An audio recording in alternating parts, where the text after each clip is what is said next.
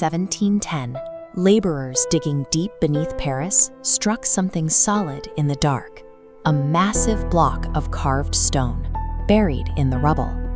They had unearthed what historians now call the Pillar of the Boatman. It was a 1700-year-old Roman-era monument that had been packed into the earth, used as literal fill dirt deep inside the cathedral's structural foundations. The pillar was covered in familiar carvings, standard Roman and Gaulish deities, neatly labeled. But one face stopped the workers in their tracks. It was half human, half animal, with heavy deer antlers branching out from its skull. Right above those antlers, a name was carved into the stone, but the first letter had been deliberately chipped away.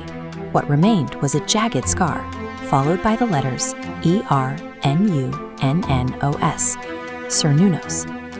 That single damaged piece of stone is the entire historical record. Out of thousands of years of human history, this is the only time this god's name has ever been found. No Roman general ever recorded encountering him. No Greek philosopher mentioned his rites. No early Christian historian bothered to document his specific heresy. The written record is entirely blank. Yet when archaeologists actually started digging, they found his face everywhere. Over 50 distinct sites across France, Denmark, Romania, and Britain yield his exact image. This geographic footprint identifies a foundational figure, the Lord of Wild Things, whose influence stretched across the entire Celtic world. A god worshipped from the British Isles to the Black Sea does not accidentally slip out of the written record. That kind of perfect silence requires engineering.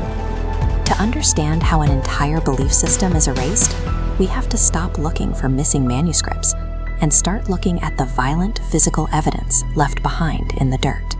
Because the Druids passed down their traditions orally, every prayer and sacred myth associated with Cernunnos died with his worshippers. We have to reconstruct his faith entirely from the objects that survived. Those objects show a highly specific spiritual practice. He is consistently depicted sitting between worlds. In one hand, he holds a torque, the sacred neck ring of kings.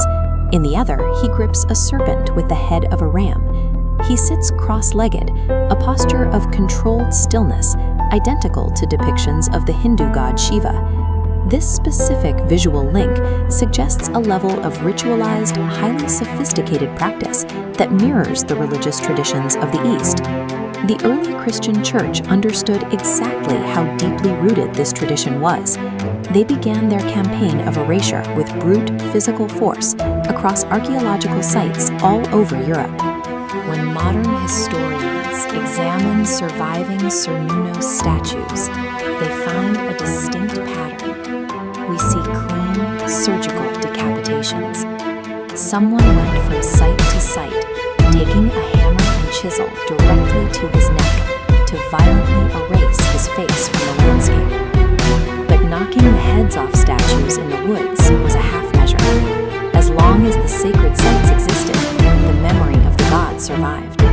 The authorities needed to remove his identity completely. The strategy shifted. To truly suppress a religion, you have to conquer its geography. You take the very earth they consider holy, and you build over it. Church builders began targeting ancient pagan ruins, systematically dismantling them. They took the sacred stones, using them as literal foundation rubble to construct modern Christian sites. The massive monument was methodically broken apart, its sacred carvings reduced to uniform stone blocks for the masonry crew. Those broken blocks were then hauled into a dark trench and buried beneath the choir of what would eventually become Notre Dame Cathedral. The new worldview was quite literally built by standing on the throat of the old one. This architectural burial served as the ultimate physical manifestation of theological dominance. The old gods were securely trapped in the dark, permanently trodden underfoot by the faithful. You can bury a stone, but you cannot easily erase an idea that millions of people still whisper about.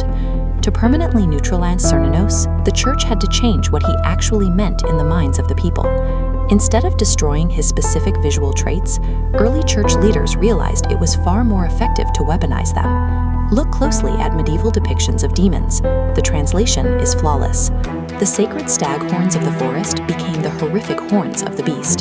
The ram serpent in his hand became the venomous snake of temptation. The animals that once revered him became a swarm of demonic familiars.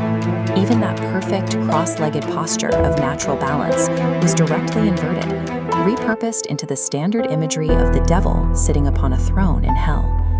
The church didn't erase his image. They preserved it with absolute precision, rebranding the most powerful nature god of ancient Europe into the ultimate enemy of God. The physical destruction was brutally effective. The Druidic prayers, the myths, the spoken name of the horned god, all of it is gone. Yet, in a strange paradox, the exact details of his face and posture survive today, strictly because of the institution that tried to wipe him out. Today, Notre Dame stands exactly where it was built, directly above those dark, deep earth foundations where the broken pillar still rests.